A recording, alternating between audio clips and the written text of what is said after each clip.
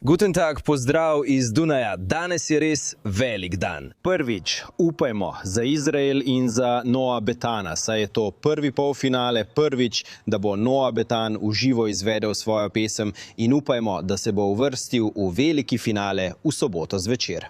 Včeraj je bila prva vaja pred občinstvom. Na odru je bil nastop odličen. Noa je pel odlično.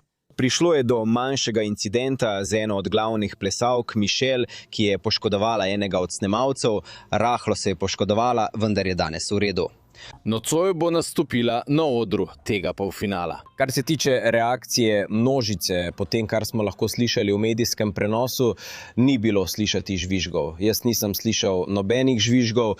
Ljudje, ki so bili v areni, so mi povedali, da je bilo nekaj žvižgov, ampak večinoma je bila reakcija dobra.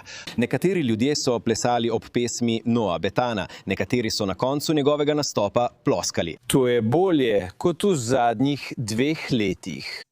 Nocoj bo prvi polfinale v živo s prenosom z občinstvom. Poglejmo, če bo isto. Glasovanje je danes že odprto. Ljudje, ki niso v državi, ki tekmuje na tem evrovizijskem tekmovanju, lahko glasujejo. Amerika, Kanada ali druge države lahko glasujejo na esc.vote in lahko glasujejo do 10-krat za Izrael, Noama Betana ali katerokoli drugo pesem.